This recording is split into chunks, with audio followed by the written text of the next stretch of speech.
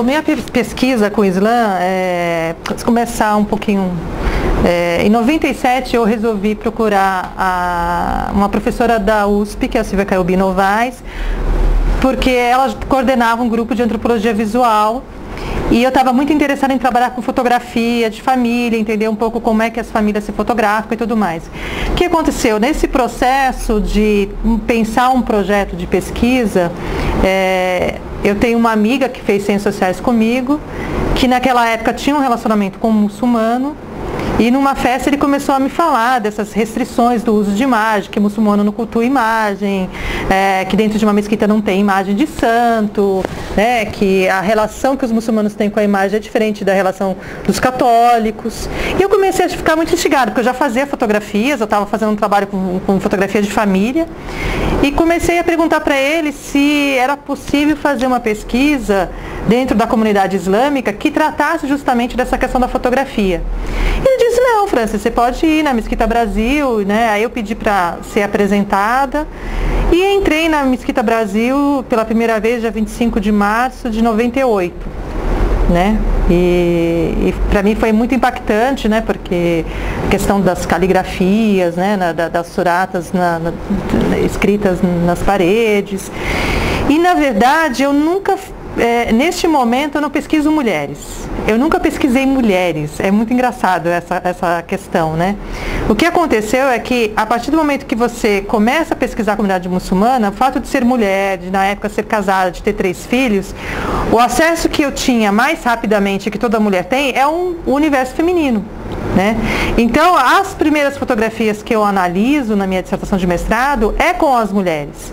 Só que, se você olha a dissertação toda, eu vou falar da fotografia de imprensa, eu vou falar das fotografias que eu produzo, né? Eu fui inserida pelo viés feminino, mas eu nunca me dediquei especificamente, só depois no PRODOC, que eu me dediquei a estudar mulheres que pesquisam o Islã.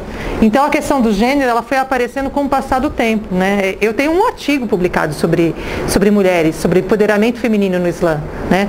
Toda a minha pesquisa é com imagem e performance, não necessariamente com mulheres, né, muçulmanas, né? E eu acho que a minha percepção, ela vem mudando, né, porque eu sou uma pesquisadora de comunidade sunita, então, com o passar do tempo, eu fui aprendendo também sobre o sufismo, também sobre o xiismo.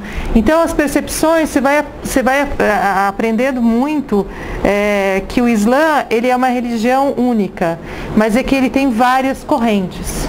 E essas correntes também, elas estão em determinados contextos. Então, ser sufi no Brasil não é necessariamente a mesma coisa de ser na Turquia, de ser na Síria, né? Então, não por conta das taricas, por conta do próprio comprometimento. É mais fácil, obviamente, ser muçulmano num país muçulmano do que ser muçulmano num país que não é muçulmano. Então, você vai aprendendo várias questões de percepções, mesmo de mudança, né, da religiosidade. Quando eu comecei, a comunidade era muito mais árabe. Hoje a gente tem um crescimento vertiginoso, a gente tem uma capacidade de conversão no Brasil. Só agora no mês de janeiro, eu já computei 10 conversões que eu já tive acesso pelo Facebook, de pessoas que se converteram só nos primeiros 15 dias do mês de janeiro. Então você imagina se a gente colocar 10 pessoas por mês, quantas pessoas nós vamos ter no final do ano? Isso porque eu não tenho acesso a todas as comunidades o tempo todo. Eu fiz uma consulta a alguns pesquisadores muçulmanos pedindo para que eles me enviassem. Olha, quando você souber que alguém se converteu, me manda essa informação. E eu cheguei rapidamente ao número de 10, né, em menos de um mês. Né, o mês não terminou ainda. Então, acho que a gente tem hoje uma comunidade que cresce dentro do Brasil muito grande. Então, acho que a minha grande percepção é estar olhando para esse grupo que cresce, né? Tanto dentro da comunidade Shia quanto dentro da comunidade Sunni, há um crescimento vertiginoso de conversões, né?